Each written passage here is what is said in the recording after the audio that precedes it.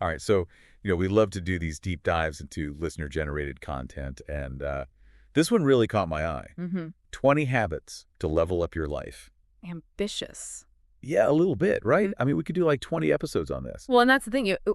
Even if you just took one or two of these habits Right. and really made them stick, like you'd be surprised at the ripple effect it could have. So true. Yeah. Okay, well, obviously we can't cover all 20 in depth today, but we are going to hit some of the highlights and see what kind of connections we can find between them. Sounds good. So the first group we've got here kind of falls under the umbrella of like foundation, Okay. sleep, healthy eating, exercise, home cooking, sunscreen, Yeah.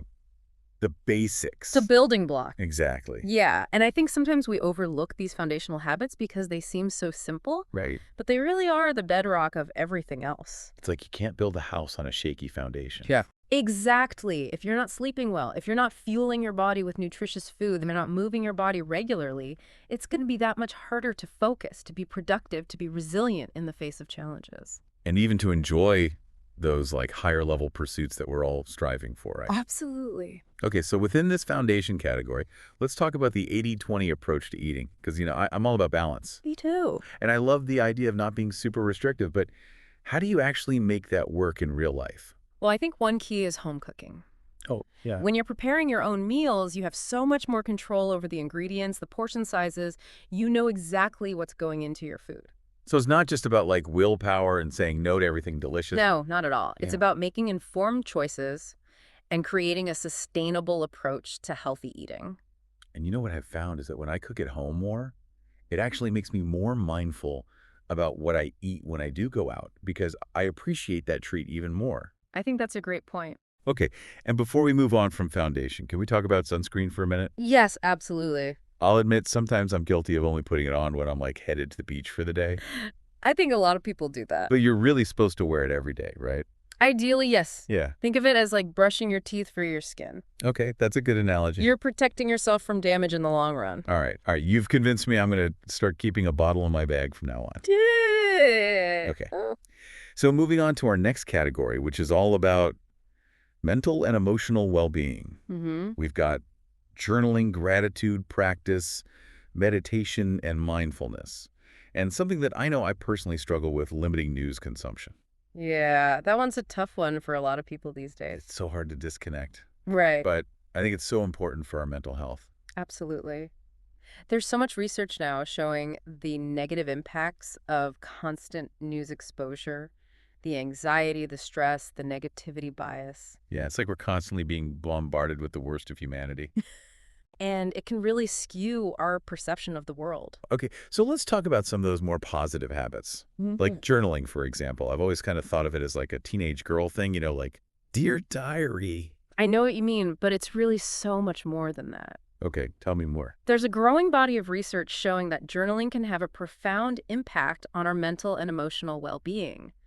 It can help us process our emotions, make sense of our experiences, and even rewire our brains for greater resilience. Wow, really rewire our brains. It's pretty amazing. When we write about our experiences, it allows us to step back and observe them more objectively. It's like we're creating a space between us and our thoughts and feelings. So it's not just about venting or complaining, it's about actually gaining insights and understanding. Exactly. Okay, I'm intrigued. I might have to dust off my old journal. I encourage you to try it. Okay, so I've heard you talk about gratitude practice before, and I know it's the big one for you. It is. It's something I try to incorporate into my life every day, even if it's just for a few minutes. What's your favorite way to practice gratitude? One simple practice is keeping a gratitude journal. Okay. Every day, just write down 3 things that you're grateful for. It could be something big or small. It doesn't matter. Just the act of focusing on the positive can shift your perspective and boost your mood. So it's like training your brain to look for the good. Exactly. I like that. And it doesn't have to be a formal practice. You can also just take a moment throughout your day to pause and appreciate the little things. The sunshine on your face, a delicious cup of coffee, a good conversation with a friend. So it's about being present in the moment and noticing the good. Exactly. All right, I'm going to try that today. Okay, so now for the one that I know is going to be a challenge for me, limiting news consumption. Any tips? Well, I think the first step is just becoming aware of how much news you're actually consuming. Yeah. Track it for a week. Yeah. See how many hours you're spending reading news articles, watching news segments, scrolling through social Oh, media. gosh, I don't even want. And then once you have that awareness, you can start to set some boundaries. Maybe you decide to only check the news once or twice a day, or maybe you designate certain times of day as news-free It's zones. like a digital detox. Exactly. Give your mind a break from the constant influx of information. That sounds so good. I need to do that more often. And be mindful of your sources. Choose reliable sources that align with your values and avoid sources that are known for sensationalism or negativity. Okay, so quality over quantity. Exactly. All right, on to our next category, which is all about structure and growth. Sound good? We've got prioritizing and planning morning and night routines, tracking finances, goal setting and review, and reflection. This is like the type A section. Maybe for some people. I mean, I love a good routine, but I know some people who find them super restrictive. Yeah, it's all about finding what works for you. Exactly. So why are routines so important? Well, routines can actually be incredibly freeing. Oh, how so? When you automate certain tasks, you free up mental space for creativity and growth. So it's like taking those little decisions off your plate, Exactly. and then you have more energy for the things that really matter to you. Right. And, a morning routine can set you up for a successful day. A nighttime routine can help you wind down and get a good night's sleep. It's about creating a structure that supports your overall well-being. Okay, I'm sold. Routines are good, but what about tracking finances? I mean, that doesn't sound very exciting. It might not sound glamorous, but it's one of the most important things you can do for your financial well-being. Okay, why is that? When you track your finances, you gain awareness of where your money is going.